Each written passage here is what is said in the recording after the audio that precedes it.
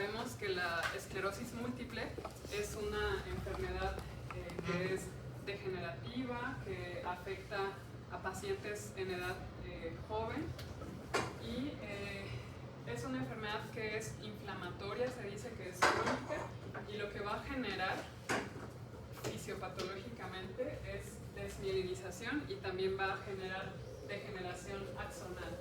Entonces se habla que esta enfermedad, incluso desde las formas que son presintomáticas, en un paciente que todavía a lo mejor no se ha presentado como manifestaciones clínicas de la enfermedad, como puede ser una neuritis óptica o algún síndrome medular, ya desde esas etapas previas ya empieza a tener cierta pérdida. Aquí en la línea roja podemos ver la parte del volumen cerebral.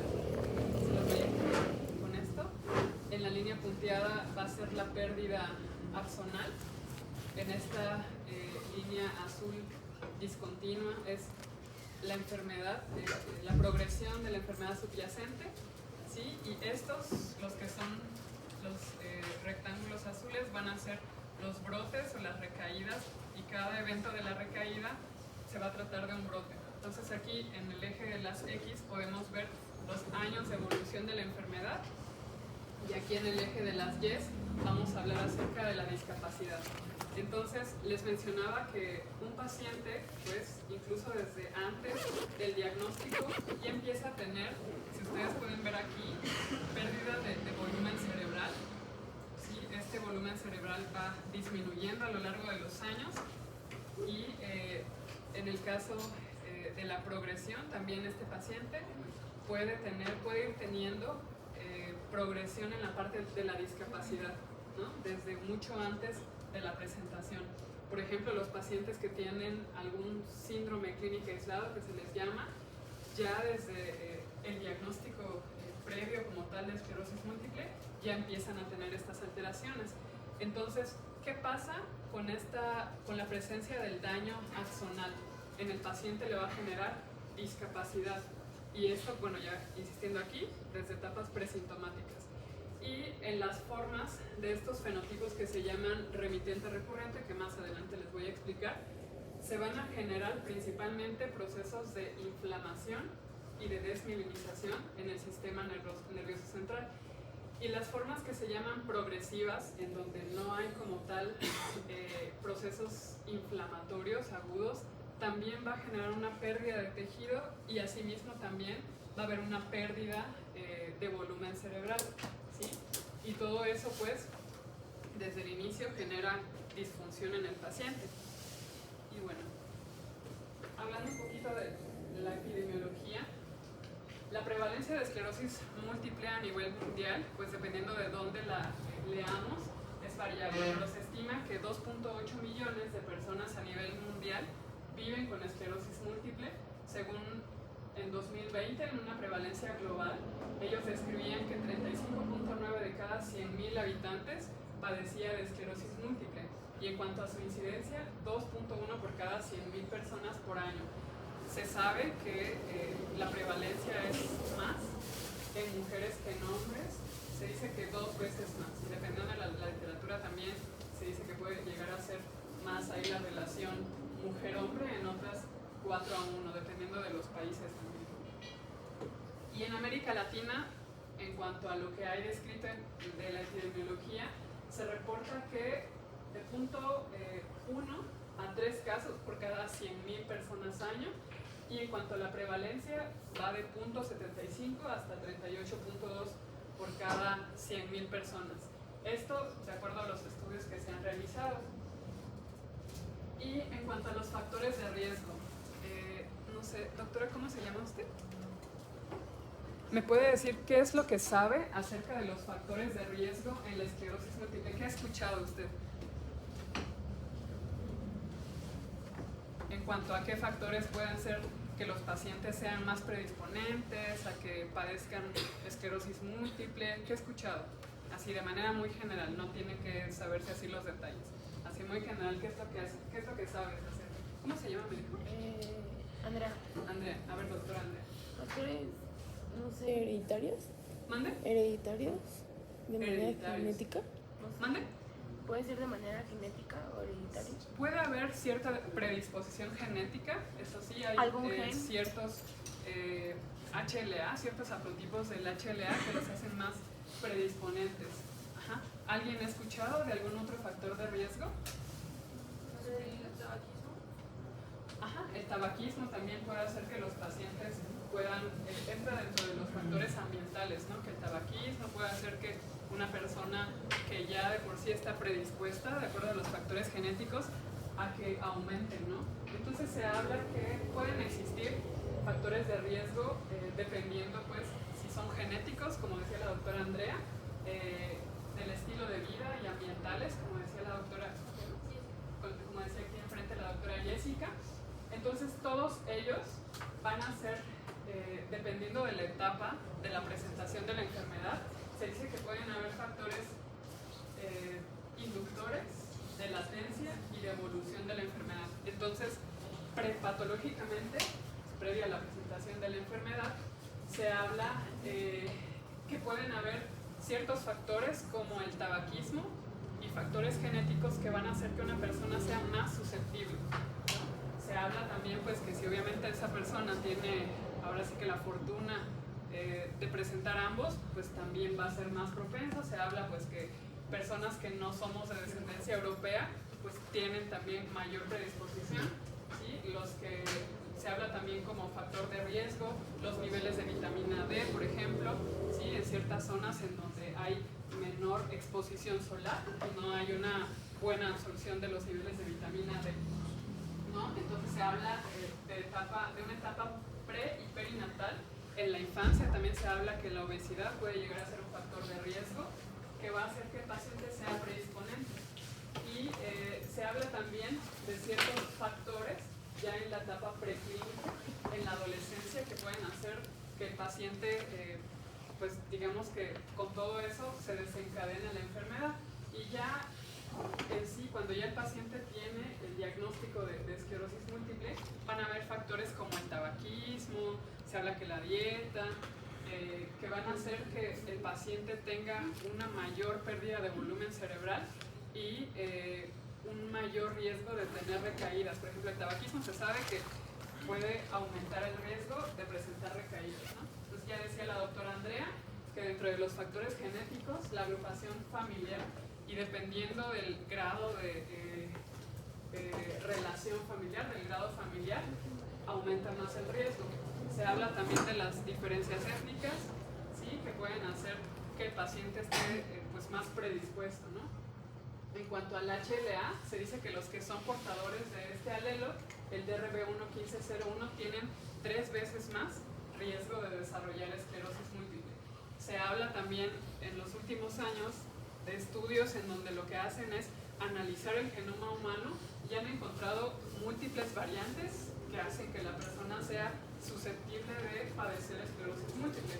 Entonces, estas variantes genéticas explican de un 10 a un 20% de heredabilidad.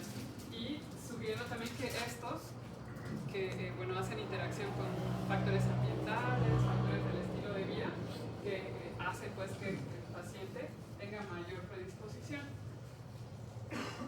Y se habla también pues de otros factores ambientales y del estilo de vida. Por ejemplo, recientemente, en los últimos años, se empieza a hablar de la infección del virus Epstein-Barr, que también es un factor de riesgo que si el paciente lo presentó, tiene 3.6 veces más riesgo de desarrollar esclerosis múltiple. Se habla también de un paciente o una persona que tenga niveles bajos de vitamina D, considerando bajos menos de 50 milimoles, también lo consideran como un factor de riesgo.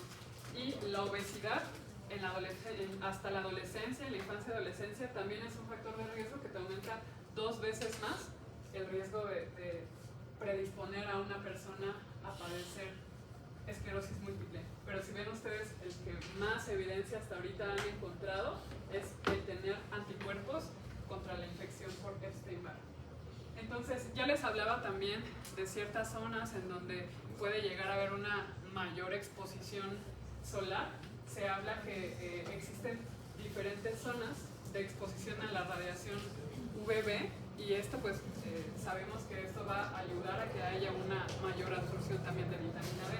Entonces se dice que esta frecuencia de la esclerosis múltiple es menor conforme se acercan al ecuador y estamos distribuidos, digamos, en bandas y esto tiene un gradiente latitudinal. Entonces hay mayor prevalencia en los que están en latitudes altas debido a que hay una menor exposición a esta radiación solar. Y ya de manera general aquí les puse los factores de riesgo que se consideran como potencialmente modificables. ¿Como cuáles? La deficiencia de vitamina D, que también ya les dije que consideran ahí como factor de riesgo, que si está menos de 40, en otros autores los endocrinólogos dicen 30, otros dicen 60, pero bueno, un promedio de 40 nanogramos por mililitro. El tabaquismo, que también se considera como factor de riesgo, dosis dependiente, es una persona que tenga un mayor índice tabáquico, tiene mayor factor de riesgo ahí.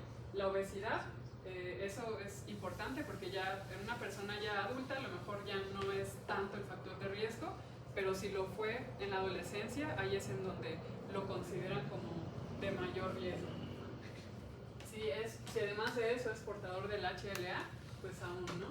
Y se habla también en los últimos años de la dieta y del microbioma, ¿no? Se dice que hay ciertos alimentos que hacen que sean proinflamatorios y esto a su vez pues generar mayor inflamación ya en una persona que tenga el diagnóstico de esclerosis múltiple. Perdón, esto debido a esta inflamación sistémica y pues también las comorbilidades, ¿no?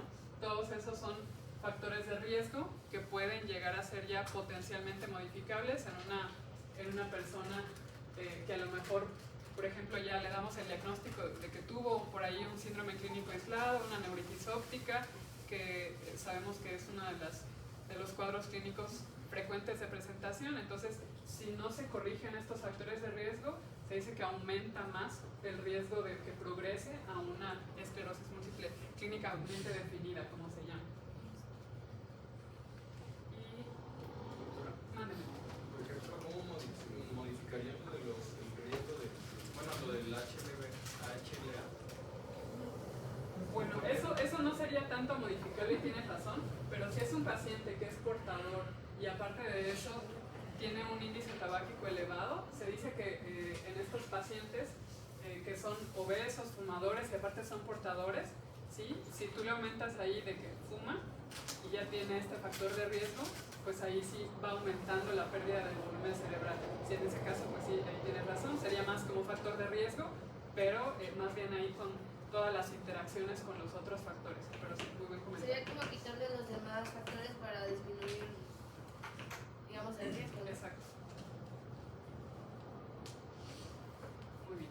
Y bueno, ya de manera muy general, en cuanto a la base patológica de todos los fenotipos de la esclerosis múltiple, sabemos pues a lo largo de estos años que hemos leído que se habla de la presencia de formación de placas, que no son más que estas lesiones en donde ocurre una pérdida de desmielinización, ¿sí? Que se dice que están localizadas alrededor de las vénulas y esto lo que se ocasiona ahí es ruptura de la barrera hematoencefálica y es lo que clínicamente, o bueno, más bien en los estudios de imagen podemos ver, en los estudios que son contrastados y donde hay captación de contraste, es porque hubo una ruptura ahí de la barrera hematoencefálica y por eso es que ocurre esta captación de gadolinium. Y ya en la presentación clínica, ¿alguien pudiera decirme cuáles son, así de manera muy general, las presentaciones típicas de esclerosis múltiple que han escuchado? ¿Se refiere al curso, al de remitente? No, esos son los subtipos. Así, clínicamente, Como ¿cómo de- sospechas así, tú? la neuritis.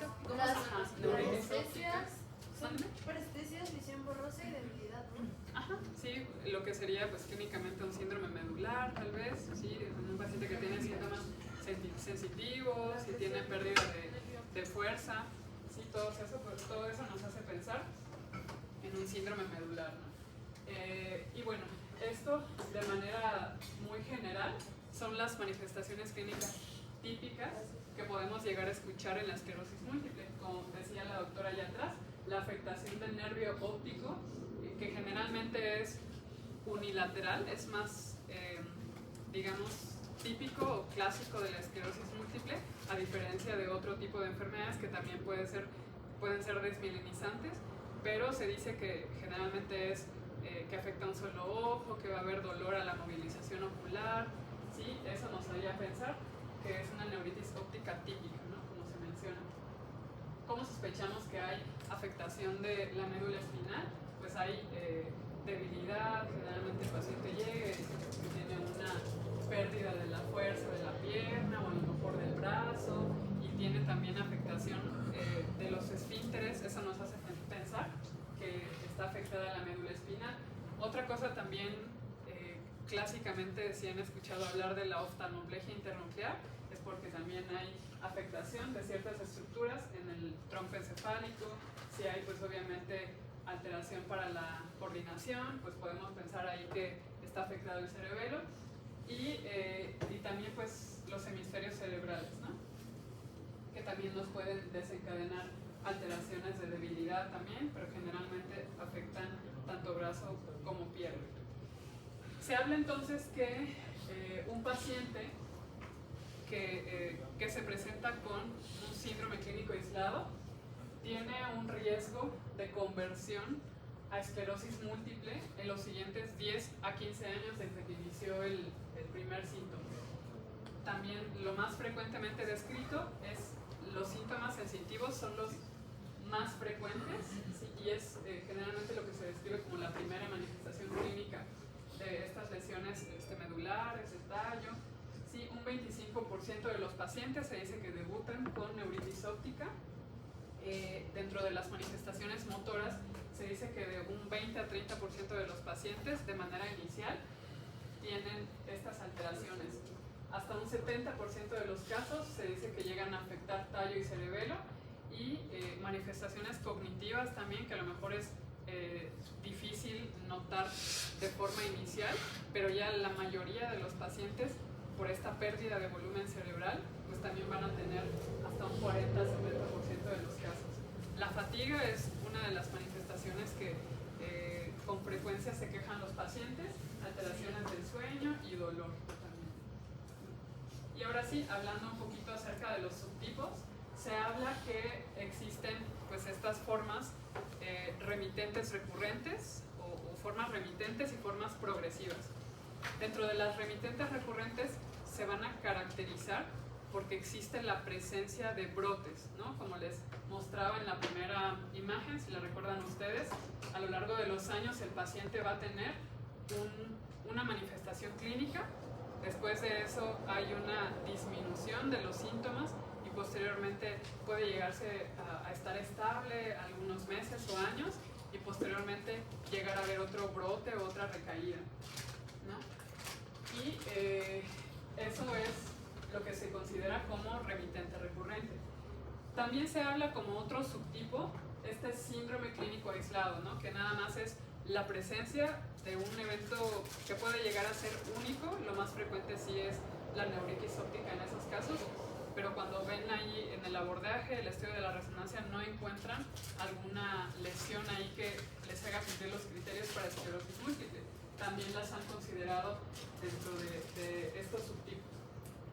Se habla también dentro de las formas progresivas, ¿sí? Las que son primarias progresivas y las que son secundariamente progresivas. Entonces, la diferencia entre ellos es que estas formas que son primarias progresivas, generalmente el paciente no se da cuenta de cierta manifestación clínica que le hizo que se generara cierta discapacidad en el paciente, ¿no?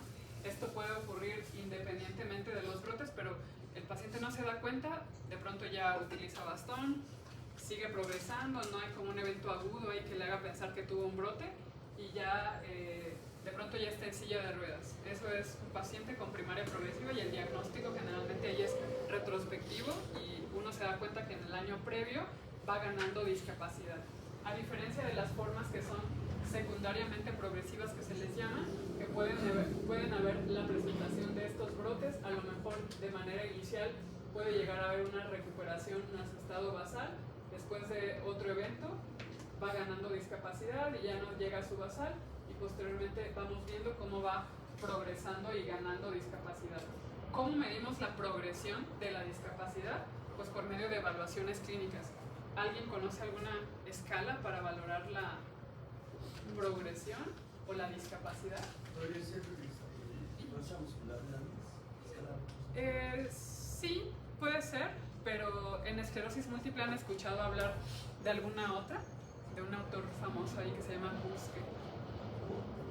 ¿No? ¿Ninguna? La escala es la de EDSS, ¿no? Que lo que evalúa es la discapacidad en los pacientes y tiene pues varios parámetros. Una de ellas pues sí evalúa la parte piramidal, la parte sensitiva, la parte de la agudeza visual, y va de un puntaje de 0 a 10, ¿no? Dependiendo de qué tanta discapacidad tiene el paciente. Cuando ya tiene, aquí en esta imagen se las muestro, cuando el paciente obviamente ya está en silla de ruedas, ya es un 7, si utiliza andadera es un 6, y ya si está encamado, ya de plano no se puede levantar, ya es un 9.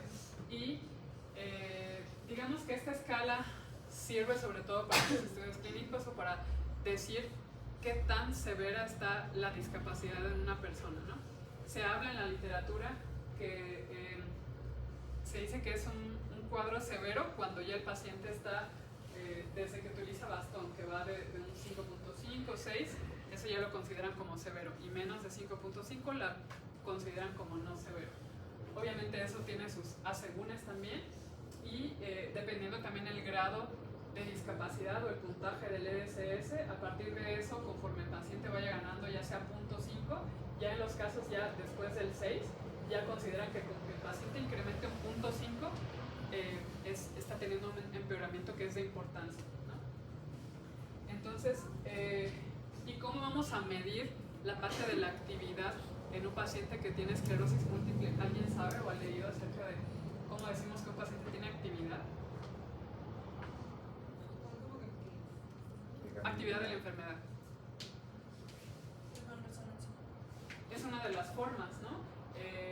Generalmente cuando se hacen los estudios de resonancia magnética, cuando vemos que hay lesiones que tienen captación de contraste, ahí decimos que tiene actividad radiológica. Ajá. ¿Y cómo decimos que tiene actividad clínica? Con las evaluaciones. Ajá, y pues clínicamente pues eso es más fácil a lo mejor con las formas remitentes recurrentes, ¿no? Que si tiene un brote, un síntoma nuevo, que dure más de 24 horas en ausencia de infección, algún otro evento ahí que pueda confundirse, eso se trata de un brote, actividad de la enfermedad o recaídas, ¿no? Y en imagen, aparte de la parte de la captación de contraste, otra forma en la que se puede evaluar la actividad es que aparezcan lesiones nuevas, aunque no capten, o que aparezcan las lesiones que ya se conocían en los estudios de imagen, pero vemos que aumentan de tamaño, también a eso se le llama actividad radiológica. Y de ahí vienen estos conceptos. Si ustedes ven, por eso aquí en esta imagen de la clasificación de los fenotipos del Dr. Lubin, lo ponen como no activa y activa, y es con base en esos conceptos radiológicos sobre todo, ¿no? Y en esta tabla yo creo que está bonita como para tratar de entender los tres conceptos de las formas de la esclerosis múltiple, ¿sí? La remitente recurrente, ¿de qué se va a caracterizar? Recaídas. Las formas primarias progresivas es que hay un incremento progresivo de la discapacidad, aunque no hayan recaídas. Y en las formas que son secundarias progresivas es que aumenta la discapacidad después de un uso recurrente, puede ser, ¿sí? Y después de eso puede o no tener recaídas y también va ganando discapacidad. Esos serían como los conceptos clave que quiero que tengan en mente, ¿sale? Y bueno, ¿cómo hacemos el diagnóstico de la esclerosis múltiple? ¿Qué han escuchado de cómo se hace el diagnóstico de la esclerosis múltiple? Con criterios. Ajá, sí, a lo largo de los años han cambiado o se han tratado de definir criterios para facilitar el diagnóstico de la esclerosis múltiple, y aquí les muestro en esta tabla los últimos criterios, que son desde el 2017, no han cambiado desde entonces. Previo a eso estaban los de 2010, ¿sí? Y para tratar de entender estos criterios quiero mostrar primero algunas definiciones importantes que debemos de saber, ¿no? En efecto, el diagnóstico, si ustedes ven las tablas y me dicen acá, la verdad es que se puede prestar a confusión. Si no sabemos, por ejemplo, cómo interpretar esto, sí se puede prestar a confusión, porque tú dices, bueno, ya es un paciente que tuvo un cuadro clínico y que tiene lesiones, que tiene sospecha de que hay lesiones, ¿no? Pero dice aquí que ya no necesitas ningún otro dato adicional para que el paciente, para que tú digas que es esclerosis múltiple. Sin embargo, pues también tiene pues algunos puntos que hay que tomar en cuenta, porque en efecto sí, el diagnóstico es clínico, pero necesitamos apoyarnos de estudios como son estudios de imagen de resonancia magnética o estudios de laboratorio para, en primera, descartar diagnósticos diferenciales de otras enfermedades que también nos puedan llegar a ocasionar un cuadro similar como el de esclerosis múltiple, ¿no? Entonces, se dice que es clínico, se apoya de estudios, los síntomas que tiene el paciente no se explican por otra causa, y también hay que entender estos conceptos que se hablan en la parte de los criterios de diagnóstico, que son estos: diseminación en tiempo, que seguramente han escuchado, y diseminación en espacio. ¿Cómo entendemos diseminación en espacio? Se habla que hay afectación multifocal, es decir, diferentes localizaciones en el sistema nervioso central. Nos habla que la enfermedad está diseminada, ya sea porque el paciente presenta signos o que los síntomas que presenta el paciente nos hacen pensar que sí está afectado el nervio óptico, que está afectado también médula espinal, que porque tiene alteración de los movimientos oculares, a lo mejor también está afectada la parte del puente, si tiene oftalmoplegia internuclear. Todos esos datos nos hacen pensar de multifocalidad, y eso nos habla de diseminación en espacio. ¿Y cómo decimos o cómo entendemos este concepto de diseminación en tiempo? Pues bueno, diseminación en tiempo implica que el paciente ha tenido eventos previos de la enfermedad o que hay evidencia de que el paciente puede tener a futuro un evento. Y también la evidencia de lesiones crónicas y de lesiones recientes, ¿no? Eso es más que nada para tratar de entender estos conceptos. Entonces de aquí ya podemos entender, ¿no?, que un paciente se presenta con a lo mejor un primer evento desvirilizante de forma inicial, algún brote, alguna recaída, como le quieran ustedes llamar, o un síndrome clínico aislado. Entonces, si este paciente tiene algunos de estos datos ahí, tomando en consideración los ataques clínicos, signos objetivos, dependiendo de estos, siempre va a ser necesaria la resonancia magnética, ¿no? Porque a lo mejor ya es un tumor, no sé. Entonces, si lo dejamos como solamente los datos clínicos y que tiene esclerosis múltiple, pues es difícil, ¿no? Entonces, ya teniendo la resonancia magnética, podremos tomar en consideración esto, la parte de diseminación en tiempo y la diseminación en espacio.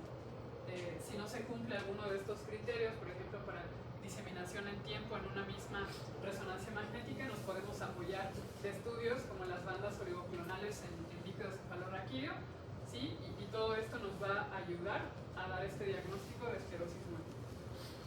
Entonces, ahora sí, de la parte de cómo se menciona en los criterios que un paciente cumple con diseminación en espacio o con diseminación en tiempo, los podemos ver aquí. Bueno, antes que nada, ustedes han escuchado hablar de cuáles son las localizaciones típicas en resonancia magnética de esclerosis múltiple. ¿Las qué? Las localizaciones típicas de esclerosis múltiple en estudios de resonancia magnética. No es juxtacortical, Extraventricular y paraventricular. Ajá, exacto.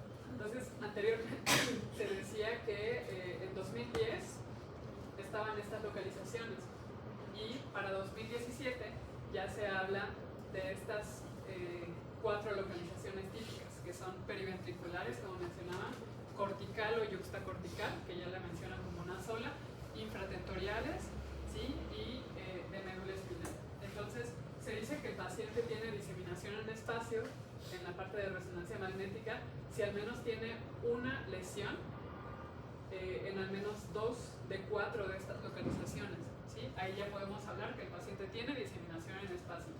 ¿Y cómo decimos que tiene diseminación en tiempo?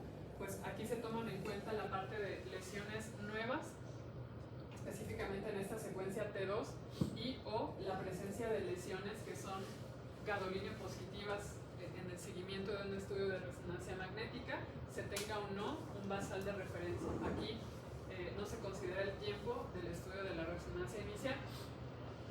También otro punto de cómo se considera diseminación en tiempo es que en una resonancia magnética el paciente tenga de forma simultánea lesiones asintomáticas gadolinio positivas, es decir, que captan contraste y que no captan contraste en cualquier momento del estudio que se llegue a realizar.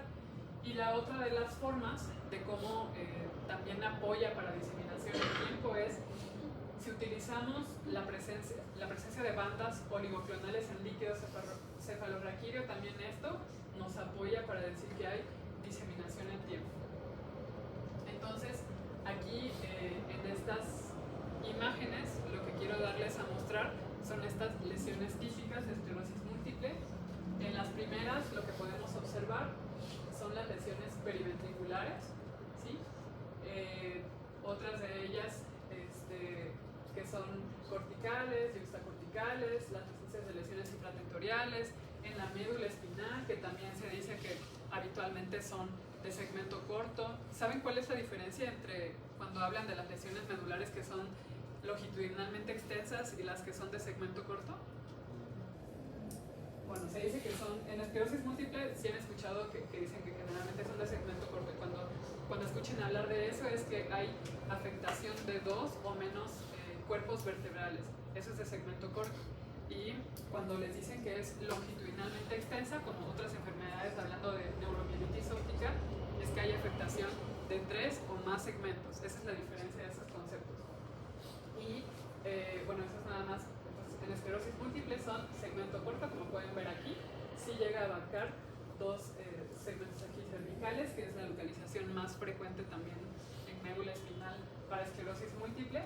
Y si han escuchado hablar también muy seguramente de los famosos dedos de Dawson, que no son más que zonas de desmielinización periventricular aquí alrededor del cuerpo calloso, ¿no? Y otro de los conceptos importantes, ya decíamos, de lesiones que son radiológicamente activas. Por ejemplo, aquí en esta imagen podemos ver una lesión gadolinio positiva. Y dentro de las características que tiene esa captación es que se dice que van a ser de anillo abierto. Pueden llegar a ser de anillo cerrado, pero también hay que distinguir con otras enfermedades que también pueden afectar. Cuando hay este contraste, capta de manera circular, de un anillo completo, cerrado, por ejemplo, toxoplasmosis, también puede llegar a dar eso, es como un diagnóstico diferencial ahí en radiología, es cuando se presenta eso, ¿no? Pacientes con VIH, pero bueno, un paciente con esclerosis múltiple puede que lo lleguen a encontrar también en forma de anillo cerrado, pero lo habitual es esta, en forma de anillo abierto.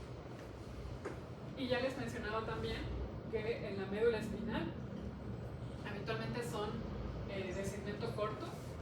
Lo más frecuente sí es encontrarlas cervical y torácica, y dentro de estas la afectación cervical es lo más clásico, lo más típico de esclerosis múltiple, porque hay otras enfermedades desmielinizadas que pueden afectar la zona lumbar. Por ejemplo, si han escuchado hablar de esta enfermedad por MOC, habitualmente lo que afecta es la médula de la parte lumbar, ¿no? Y otra característica que tiene la afectación de la médula espinal es que van a ser periféricas, ¿no? Y afectan los cordones laterales sobre todo.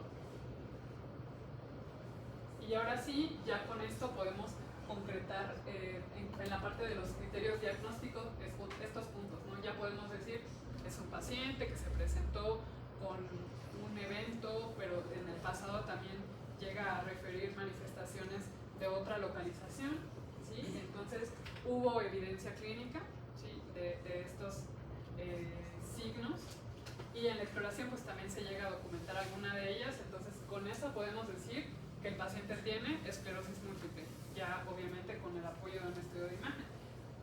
Bueno, ¿hasta ahí alguna pregunta o comentario? ¿Han escuchado hablar de cuáles son los factores que pueden hacer que un paciente tenga pobre pronóstico?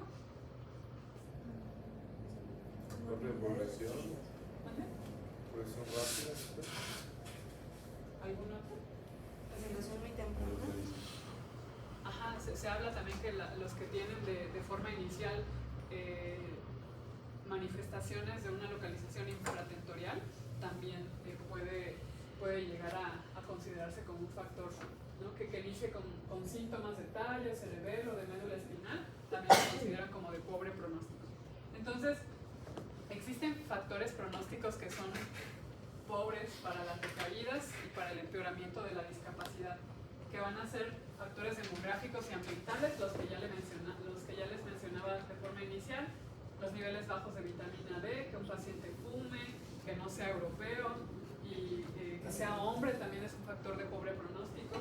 La edad avanzada, sí, considerándose edad avanzada después de los 45 años.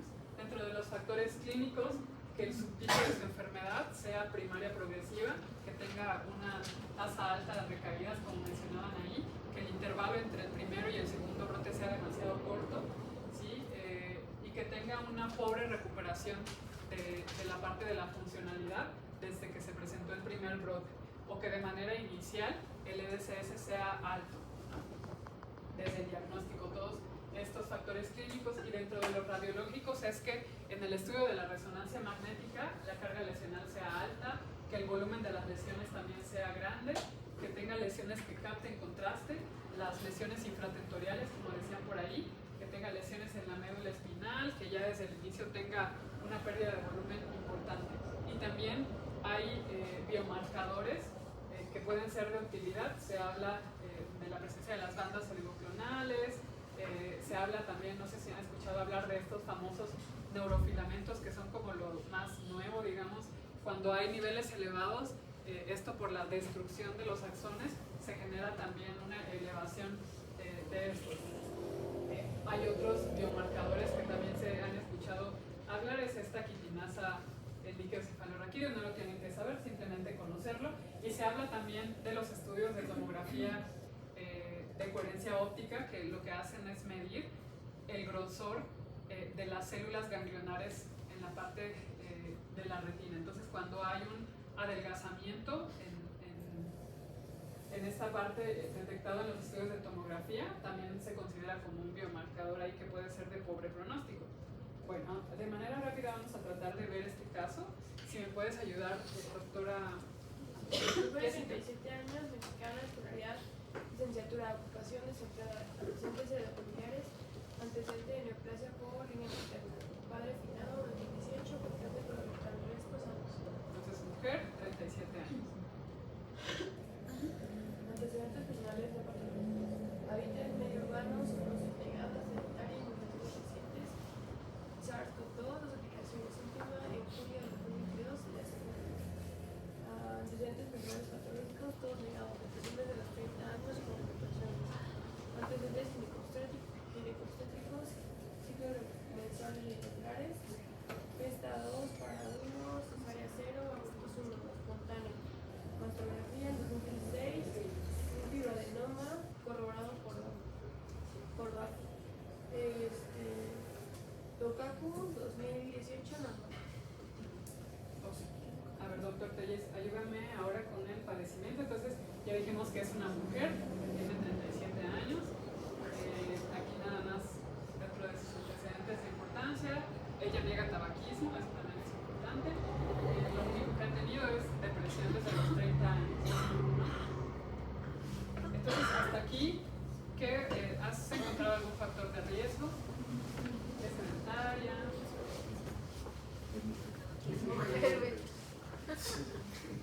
Bueno, no es hombre, pero aquí hasta ahorita, ¿mande? Es una comorbilidad que puede... Exacto, justamente, no es europea, no es de descendencia europea hasta ahorita. Y ayúdame, doctor Telles, ¿se alcanza a ver allá el padecimiento? julio de 2021, sensación de mareo de forma diaria, la heteropulsión de la marcha hacia la izquierda y al deambular amplía la base de sustentación de diferencia de tratamiento.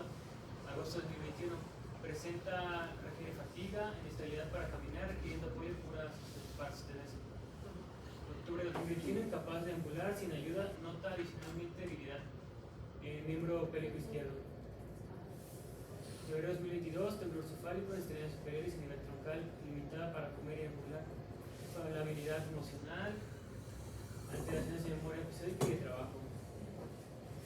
Octubre de 2022, valoración por neurólogo por observación de temblor que realiza estudios con muerte diagnóstico. Okay. A ver, doctora Andrea, entonces tenemos a una paciente de 37 años que desde junio del 2021 empezó con síntomas de vértigo y dice que cuando caminaba se iba hacia la izquierda, empezó con un temblor ahí de manos, con un temblor de ataxia troncal y también refería fatiga y también alteraciones de memoria de trabajo. Hasta ahorita, ¿me puedes ayudar con qué síndromes de las manifestaciones típicas? Bueno, también por ahí menciona que tuvo debilidad del miembro pélvico izquierdo. ¿Qué síntomas típicos pudieras decirme de esta paciente de 37 años que es mexicana? La debilidad. Empezando por la debilidad. Sí, así de manera, no sé si has escuchado hablar de los síndromes que ahorita.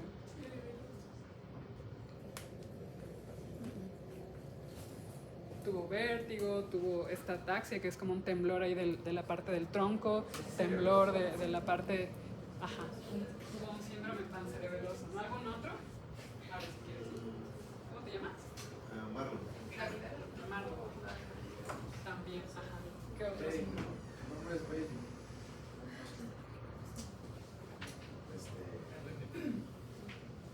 Bueno, acerca de los síntomas típicos, igual. Es que, por ejemplo, ahí mencionó la fatiga. Sí, también. Ataxia también.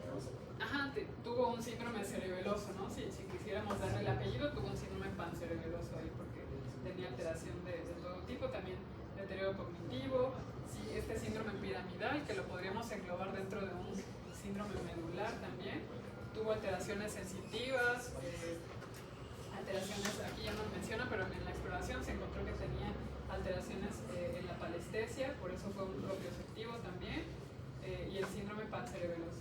Entonces, ustedes dirían, dentro de los subtipos que ya mencionábamos, ¿en dónde la colocarían? ¿Y por qué? Primario progresivo. Primaria progresiva. ¿Por qué? Porque no tuvo. ¿Es progresivo recurrente?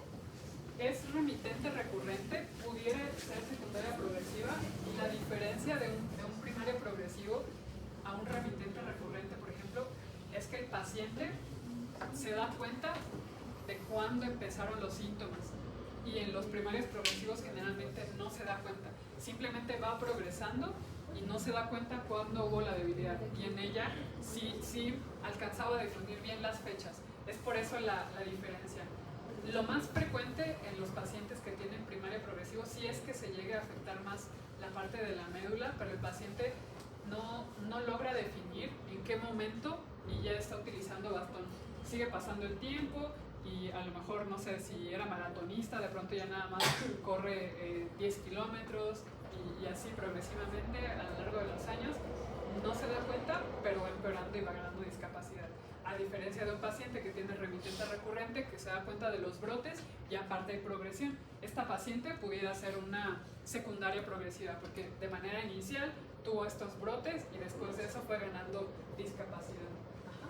Entonces esto es lo que se trata de indicar aquí en estas, en las líneas ahí de color anaranjado. Lo que podemos ver son estos brotes. Puede llegar a haber actividad y no hay empeoramiento, digamos que regresa a un bazar, luego vuelve a tener otro brote, ¿sí? Y posteriormente a lo mejor mejora o que no se recupere totalmente de esas recaídas, ¿no? Eso es básicamente, y aquí pues que ya se mantiene estable pues, pero ya con toda la discapacidad que ya ganó. Eso es un remitente recurrente. Y aquí les muestro las imágenes de esta paciente, no sé si se alcanzan a distinguir ahí, si que me quieran comentar de manera general qué lesiones radiológicas típicas encuentran aquí. puede ser subcortical y supracortical. ¿Qué más? Ajá, si quieres apagar la luz para que se vea bien. Aquí podemos ver estos dedos de Dawson, ¿no? Si ustedes pueden ver aquí estas zonas hiperintensas, que son periventriculares, alrededor del cuerpo calloso. Estas son los famosos dedos de Dawson. Podemos ver justo aquí las que se marcan, que son corticales, que se ven esas hiperintensidades. Una yuxtacortical a lo mejor pudiera ser esta, ¿sí? Esta de aquí.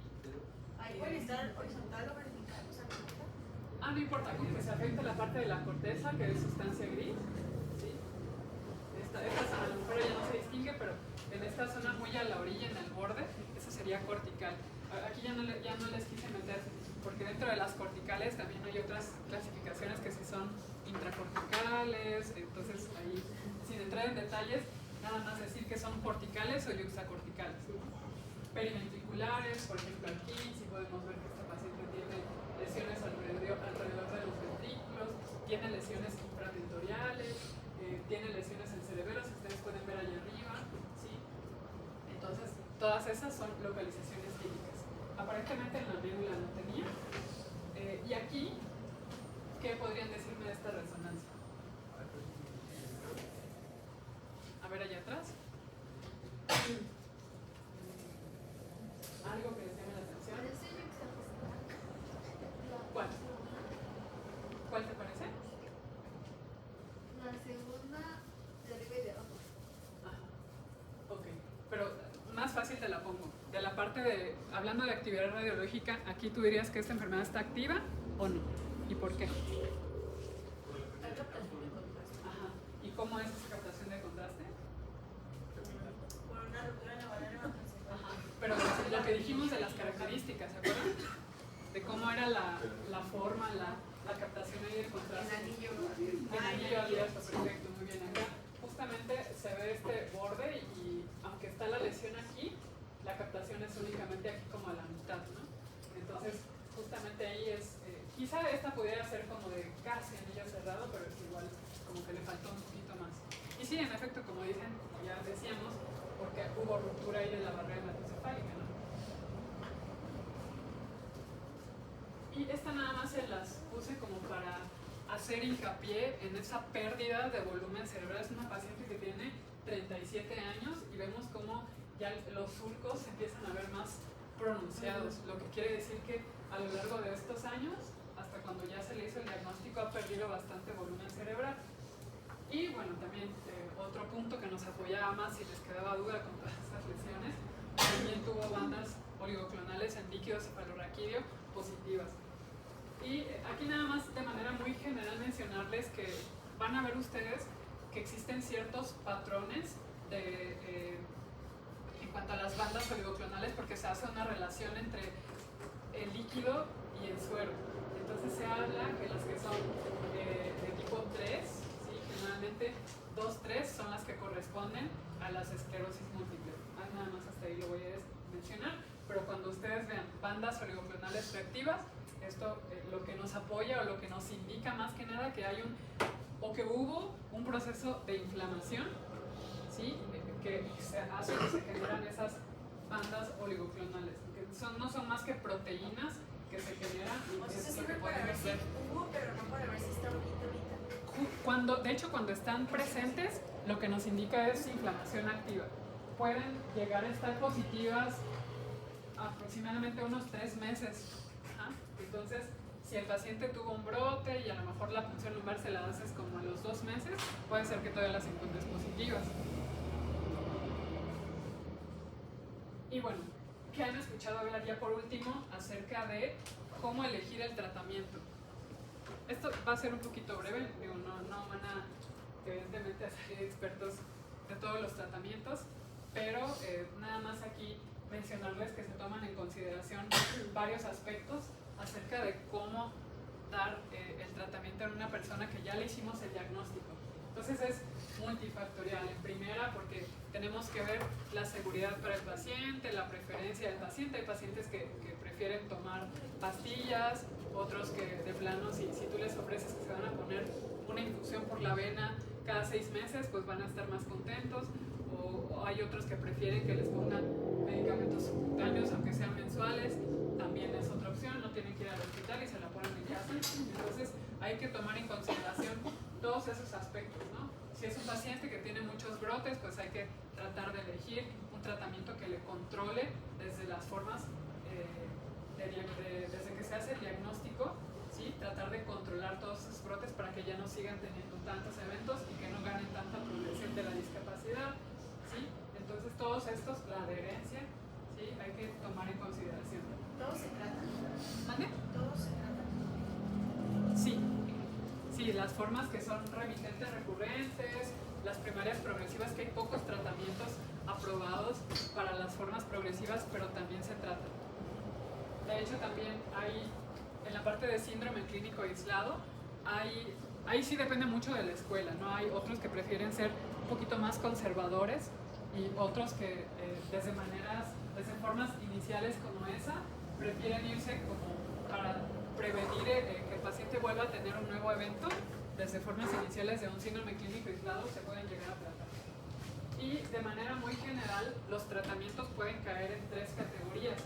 Unos que son inmunomoduladores, otros que van a alterar la migración celular y otras que lo que hacen es suprimir, terapias de depleción celular.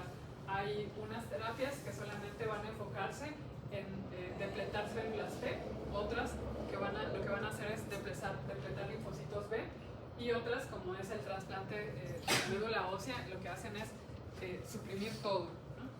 Como para los eventos que no respondieron de manera inicial y es un paciente que tiene muchos brotes, es una opción de tratamiento.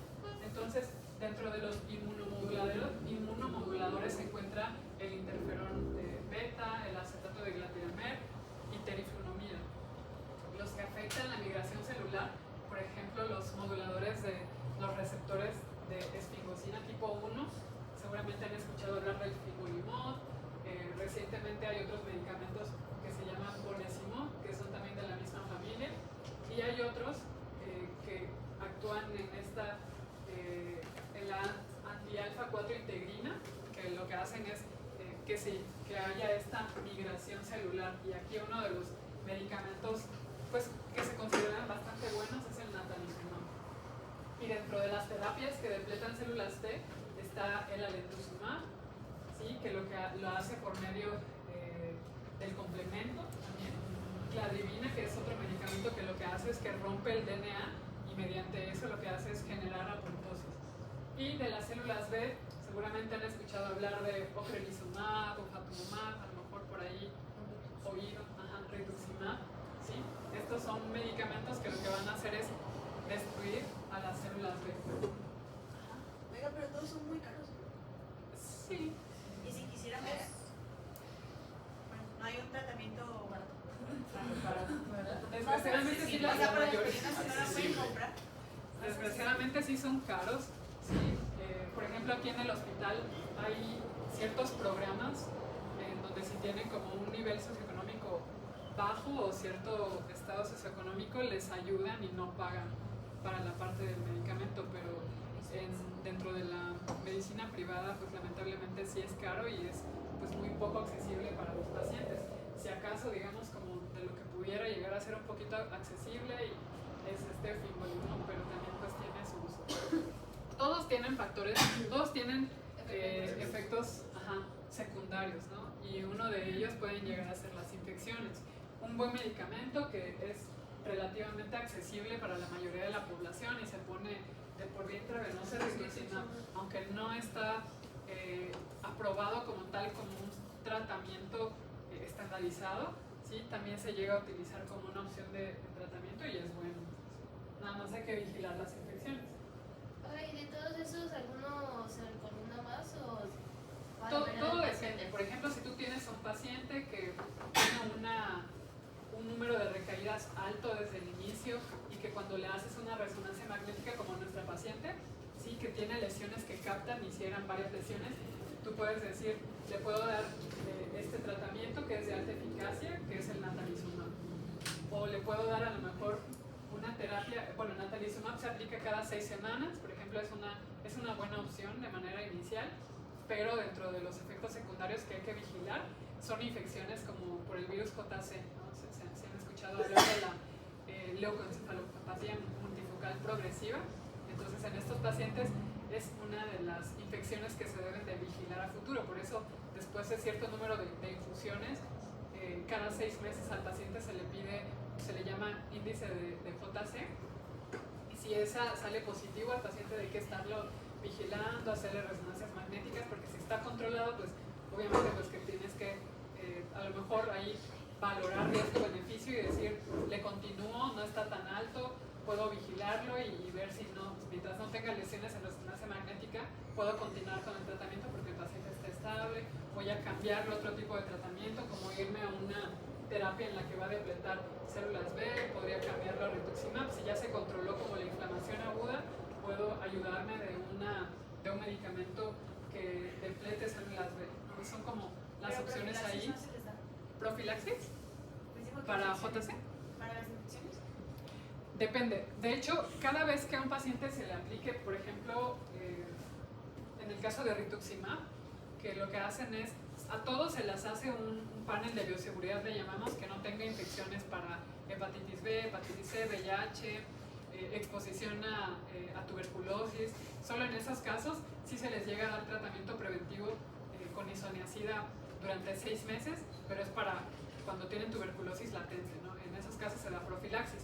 Y cada periodo en el que se va a aplicar el medicamento se les hace una biometría hemática para, en primera, ver que haya esta depleción de linfocitos, más específicamente si se piden subpoblaciones de linfocitos B, CD19, CD20, para ver que ya el paciente empiece pues a tener respuesta al tratamiento. Y clínicamente pues lo más frecuente es que tengan infecciones de vías urinarias, entonces se les pide un examen de orina previo a la aplicación para disminuir el riesgo de que se infecte de cualquier cosa, ¿no? Porque es un paciente que ya es susceptible por utilizar estos medicamentos inmunosupresores. Y bueno, aquí de manera general, aquí les puse dentro de los primeros medicamentos que se utilizaban desde los primeros años, por ahí del 94, está la ciclofosfamida, posteriormente fueron apareciendo estos interferones que son a esos pacientes que a lo mejor se les pudiera llegar a dar a los síndromes clínicos aislados si no tienen, digamos, como... esos se subdividen también en riesgo intermedio y alto, ¿no? Y a lo mejor son a ellos a los que se les puede llegar a dar interferón, pero muchos de esos pacientes no aguantan porque se quejan como de síntomas de gripa y cada tercer día estarse poniendo inyecciones. En un paciente a lo mejor de 18 años pues es complicado y a veces se deciden ellos platicarlo pues y vigilar, si a menos que llegara a tener otro brote, ya decidir mejor darle un tratamiento modificador de la enfermedad. Sí, hay como muchos factores que se deben de tomar en consideración en estos. Y aquí en esta tabla, ya para finalizar, les pongo, dependiendo de esos factores que mencionábamos de pobre pronóstico, entonces podemos elegir si un paciente no tiene factores de mal pronóstico o si el paciente tiene factores de mal pronóstico. Entonces, dentro de los que no hay factores de mal pronóstico pueden ser inyectables y orales. Y dentro de ellos, pues los inyectables, ya decíamos, están los interferones, está el acetato de dimetilmer, y dentro de los orales está este medicamento que es la teriflunomida y dimetilfumarato. Pero si el paciente estando con esos, la respuesta no es óptima, esto valorándolo con la actividad clínica y radiológica, podemos irnos a un medicamento ya de alta eficacia, que también pueden ser infusiones y orales. Ya decíamos, dentro de los orales está el fingolimod, dentro de las infusiones natalizumab, alemtuzumab o crelisumab, y otro oral que también se considera de alta eficacia está esta cladribina. Y dependiendo de eso, pues también considerar los efectos adversos de cada uno de los medicamentos y la preferencia del paciente y todo eso. Igual les puedo compartir la presentación segura. Y entonces la finalidad de los medicamentos es precisamente disminuir la progresión de la enfermedad y disminuir los brotes. Existen ciertas escalas que son como los objetivos que se pretenden alcanzar al utilizar este tipo de medicamentos. Se llama NEDA, que es un paciente que está libre de enfermedad. Entonces, de aquí viene el nombre, que dependiendo de la actividad clínica las clasifican como 1 y 2, dependiendo de la actividad radiológica la consideran como un 3, y considerando la atrofia cerebral y biomarcadores NEDA 4 y NEDA 5. Entonces van a escuchar hablar o leer ahí en la literatura cuando hablan que el paciente ya está en un NEDA 3 es porque clínicamente ya no hay brotes y radiológicamente tampoco no hay actividad. Entonces esos son como los objetivos que se pretenden alcanzar cuando se utilizan este tipo de tratamientos. Bueno, ¿alguna pregunta, comentario? ¿Duda?